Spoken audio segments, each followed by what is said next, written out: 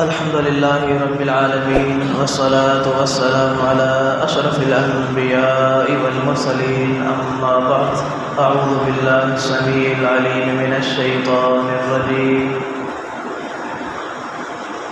إن الذين آمنوا والذين هاجروا وجاهدوا في سبيل الله أولئك يرجون رحمة الله والله غفور رحيم رب اشرح لي صدري ويسر لي أمري واحلل عقدة من لساني يفقهوا قولي اللهم رب زدني علما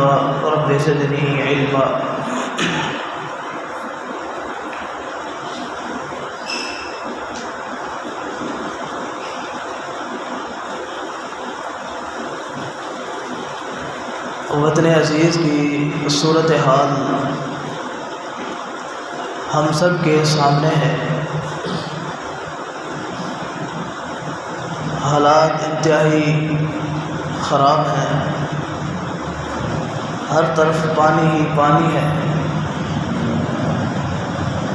یہ سیلاب گویا اللہ رب العالمین کا عذاب بن کر ٹوٹا ہے، اور حقیقت بھی ایسے ہی ہے، کیونکہ جب انسان کی سرکشی، بغاوت،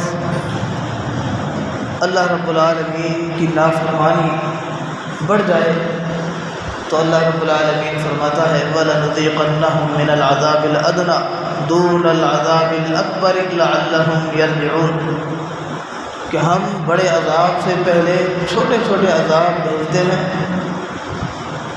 لَعَلَّهُمْ يَرْجِعُونَ تاکہ یہ لوگ واپس اللہ کی طرف لوٹ آئیں، اللہ کی طرف رجوع کریں۔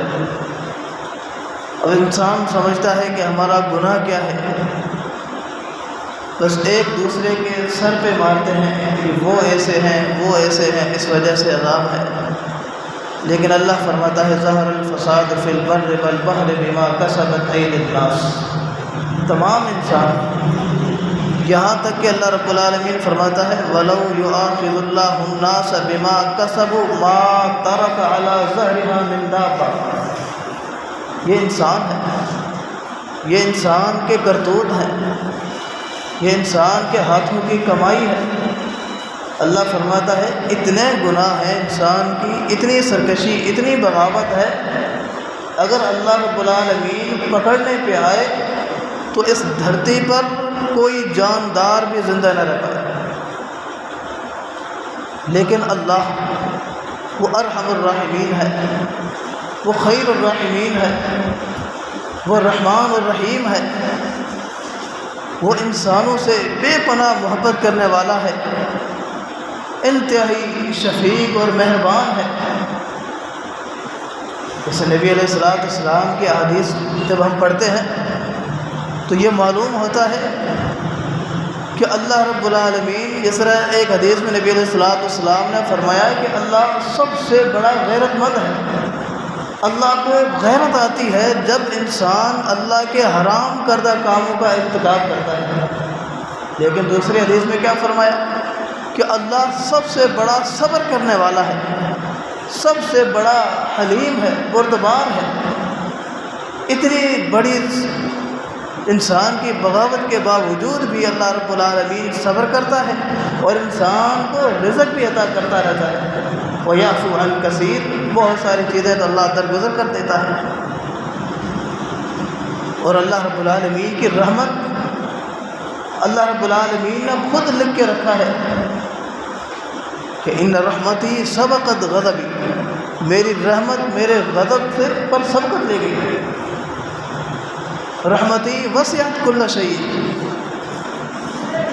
میری رحمت ہر چیز سے زیادہ ہے، ہر چیز سے زیادہ۔ لیکن اتنا بڑا اللہ ارحم الراحمین ہے، اتنا بڑا اللہ بردبار ہے، حلیم ہے، صبر کرنے والا ہے، رحم کرنے والا ہے۔ اندازہ لگائیں کہ ہماری سرکشیاں کتنی بڑھ گئی ہیں کہ اللہ رب العالمین نے عذاب بھیجا۔ یہ کوئی معمولی بات نہیں۔ کچھ لوگ صرف لوگوں کی نااہلی کو بنیاد بنا کر کہتے ہیں یہ کوئی عذاب نہیں ہے، کہتے ہیں یہ بس حکمرانوں کی نااہلی ہے جنہوں نے انتظامات ٹھیک نہیں کیے، اس وجہ سے یہ سارا کچھ ہوا ہے، یہ عذاب کوئی چیز نہیں۔ حکمرانوں کی نااہلی اپنی جگہ پر، کیا بارشیں ہر سال نہیں ہوتی؟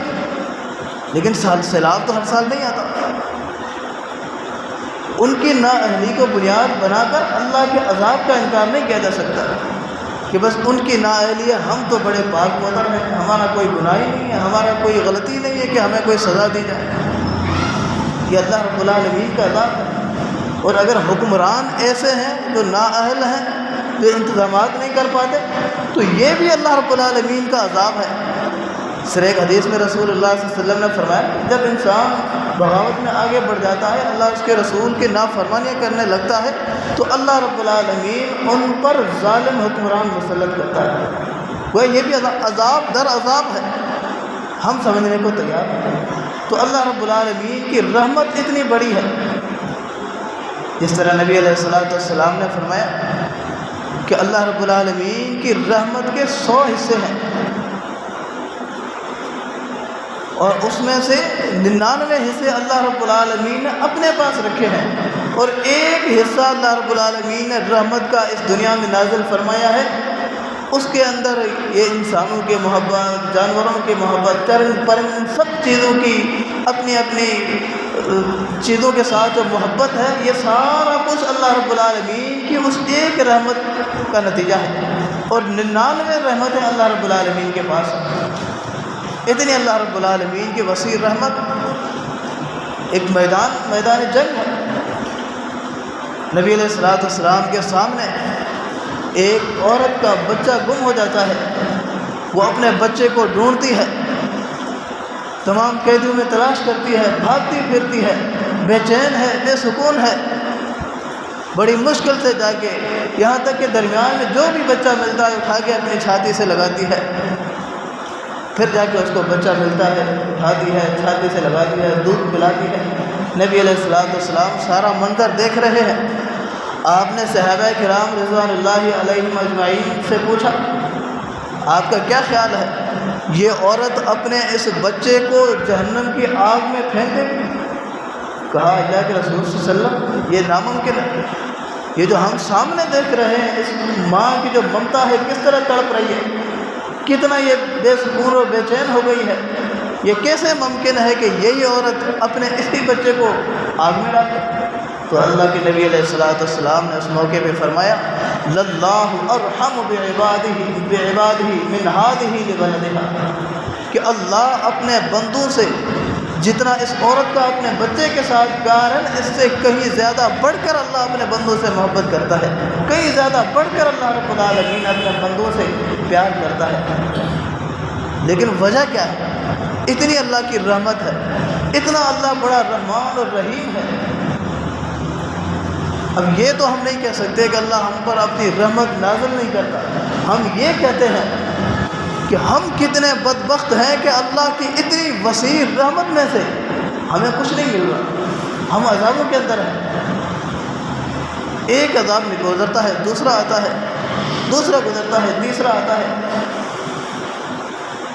تو یہ اللہ رب العالمین کی رحمت کیسے حاصل ہوگی؟ جب قرآن و سنت کا مطالعہ کرتے ہیں، احادیث کا مطالعہ کرتے ہیں، تو چند ایسے اعمال ہمارے سامنے آتے ہیں جو اعمال اللہ رب العالمین کی رحمت کے حصول کا سبب ہے۔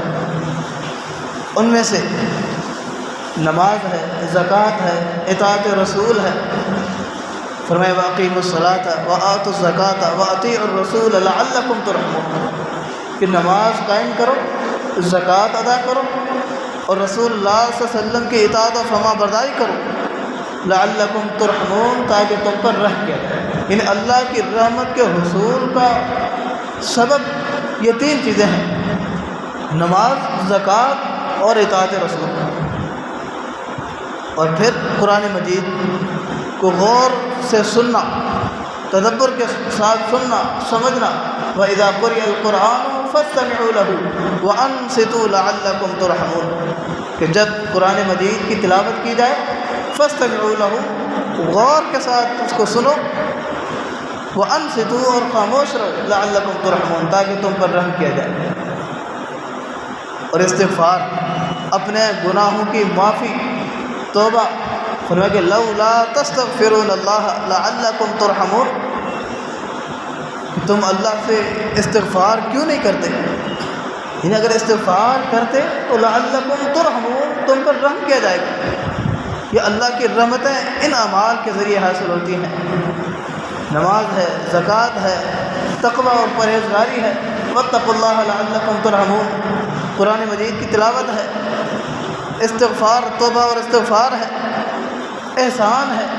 احسان کے دو معنی ہیں، ایک معنی عبادت میں احسان، یعنی اپنی عبادت بندہ خالصتاً صرف اور صرف اللہ رب العالمین کے لیے کرے، کسی اور چیز کی طرف توجہ نہ جائے انسان کی عبادت کے دوران۔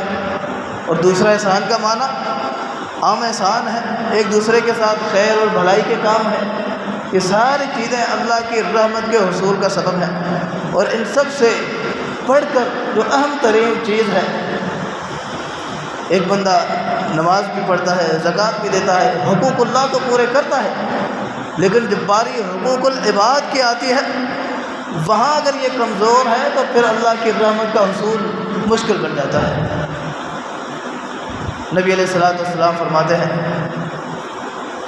الراحمون یرحمہم الرحمن، کہ جو رحم کرنے والے ہیں ان پر ہی اللہ رب العالمین رحم فرماتا ہے۔ ارحموا من فی الارض یرحمکم من فی السماء، فرمایا کہ تم ان پر رحم کرو جو زمین میں ہیں، آسمان والا تم پر رحم فرمائے۔ تو یہ رحم، یہ شفقت، یہ پیار، یہ محبت، یہ احساس، یہ ہمدردی، یہ رحم دلی، یہ ساری اس کی معنی ہے رحم کی، کہ ہم مسلمانوں کے ساتھ المسلم اخو المسلم لا یظلمہ ولا یسلمہ ولا یخذلہ، ایک مسلمان دوسرے مسلمان کا بھائی ہے، وہ نہ تو ظلم کرتا ہے، نہ ظالم کے حوالے کرتا ہے، اور نہ ہی اس کو بے یار و مددگار چھوڑتا ہے۔ بلکہ نبی علیہ الصلوۃ والسلام نے تو مسلمانوں کی مثال دی، مثل المؤمنین فی توادہم وتراحمہم وتعاطفہم، کہ مسلمانوں کے مثال آپس میں محبت، پیار، رحم دلی، ہمدردی، احساس، ان چیزوں کی آپس میں مثال اللہ کے نبی علیہ الصلوۃ والسلام نے ایک جسم کی طرح دی۔ جسم کے ایک عضو کو اگر کوئی تکلیف پہنچتی ہے، زخم پہنچتا ہے، تو پورا جسم بخار کی وجہ سے کانپ اٹھتا ہے، پورا جسم اس تکلیف کو برداشت کرتا ہے۔ تو یہ احساس کہاں ہے؟ ہم باقی کام تو کرتے ہیں، لیکن یہ چیز ہمارے اندر سے غائب۔ اب سیلاب کی صورتحال ہمارے سامنے ہے، وہیں سے خبریں آتی ہیں ہمارے پاس، آپ بھی دیکھتے ہوں گے کہ سیلاب متاثرین وہیں اپنے ہی شہر میں جو ڈوبا ہوا ہے، وہیں پہ دکان پہ کھڑے ہو کے چیخ رہے ہیں کہ جو چیز پہلے 50-60 روپے کی ملتی تھی، اب وہی چیز 250 سے 300 کی مل رہی ہے۔ یہ رحم ہمارا، یہ ہم اپنے بھائیوں پہ رحم کرتے ہیں۔ تو اللہ رب العالمین تو رحم اس پر کرتا ہے جو خود رحم کرتا ہے۔ فرمایا کہ من لا یرحم لا یرحم، نبی علیہ السلام نے فرمایا جو خود زمین والوں پر، اپنے بھائیوں پر، مسلمانوں پر رحم نہیں کرے گا، فرمایا کہ اللہ رب العالمین اس پہ رحم نہیں کرے گا۔ تو یہ رحمت کے دروازے ہم نے خود بند کیے۔ ہم کیا کرتے ہیں؟ ہم کتنا رحم کرتے ہیں، ہم کتنا احساس کرتے ہیں اپنے بھائیوں کا۔ یہ آزمائش نہ صرف ان لوگوں کی ہے جو سیلاب سے متاثر ہوئے ہیں، جن کے گاؤں یا زمینیں، جن کے گھر، بلکہ یہ سب کی آزمائش ہے۔ ان کی آزمائش اللہ رب العالمین نے سیلاب کی وجہ سے لی ہے، اور باقی جو محفوظ ہیں اس سے، ان کی آزمائش لی گئی ہے کہ وہ ان کی مدد کتنی کرتے ہیں۔ یہ بھی آزمائش ہے، اللہ دے کر بھی آزماتا ہے، لے کر بھی آزماتا ہے۔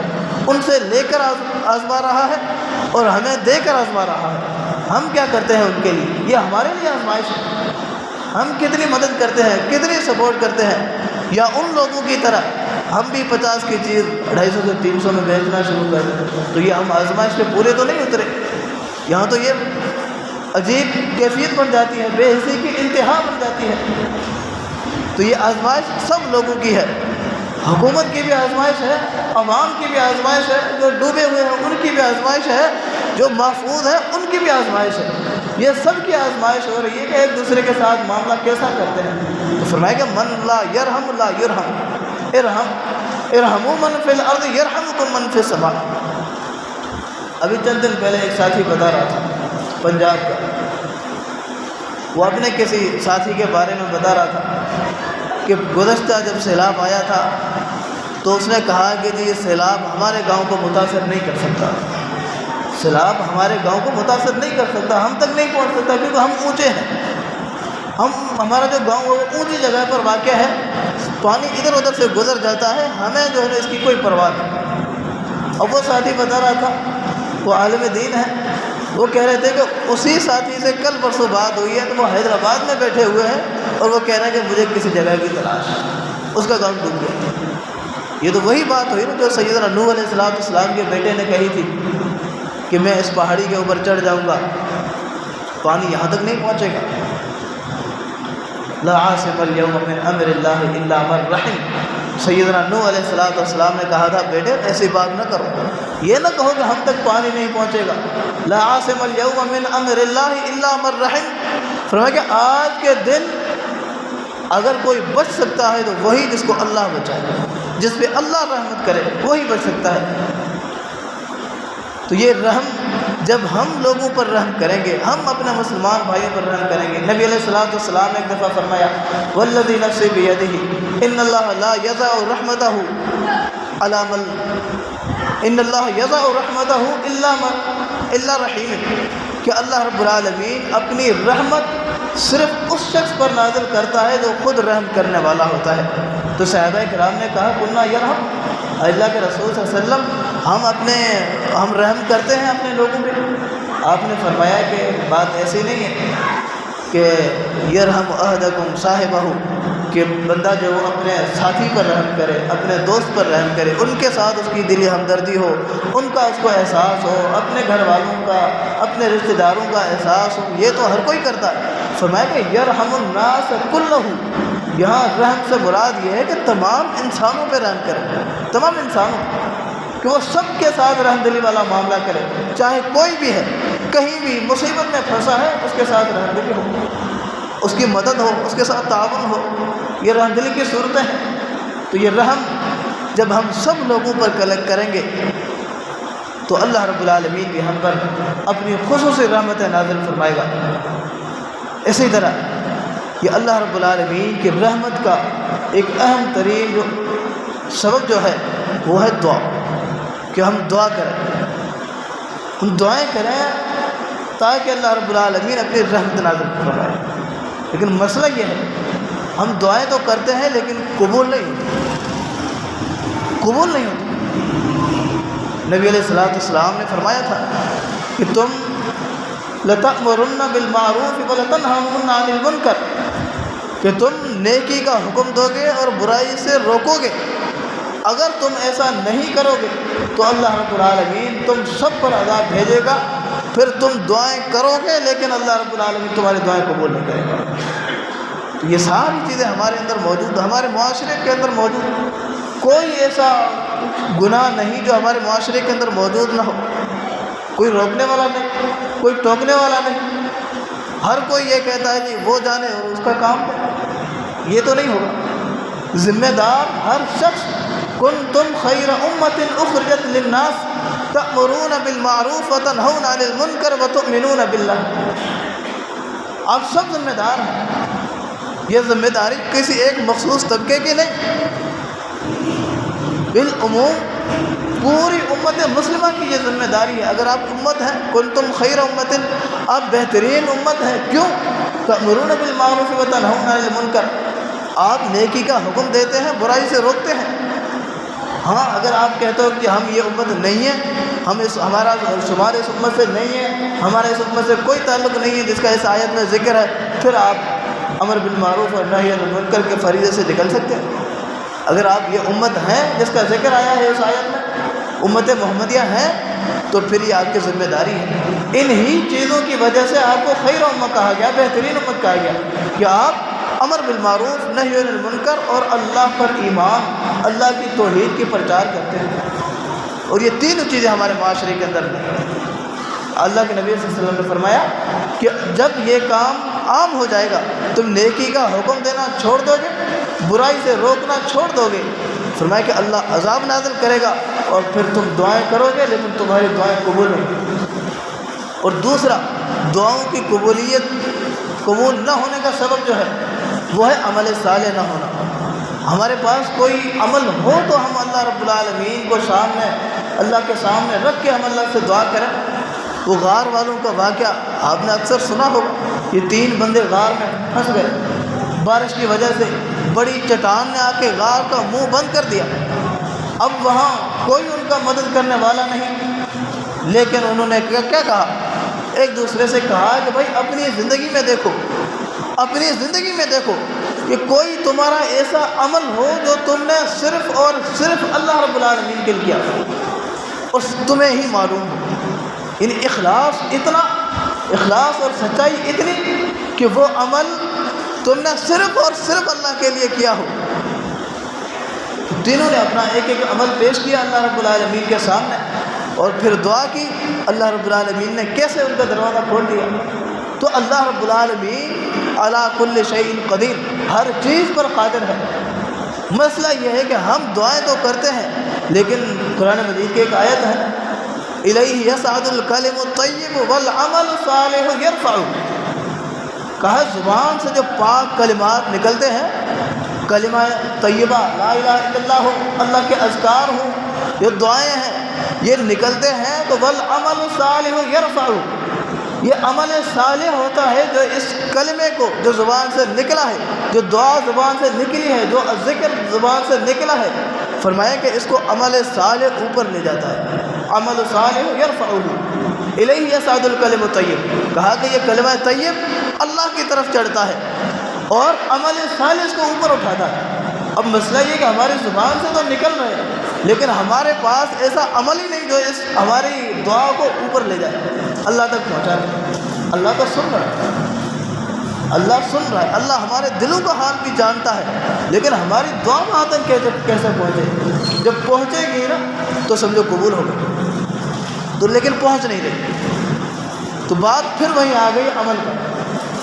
ہمارے عمل میں کوتاہی، بدعملی، نیک کے بجائے غلط اور گناہ کے کاموں کی کثرت، اور پھر اس میں روکنے اور ٹوکنے والا کوئی نہیں، کرنے والا کر رہا ہے، جو نہیں کر رہا وہ خاموش ہے۔ دونوں چیزیں غلط ہیں، دونوں چیزیں غلط ہیں، کرنے والا بھی غلط اور خاموش رہنے والا بھی غلط۔ ہر بندہ اپنی استطاعت کے مطابق جتنا اس کو علم ہے وہ مکلف ہے، وہ ذمہ دار ہے، وہ روکے گا، وہ ٹوکے گا، وہ منع کرے گا،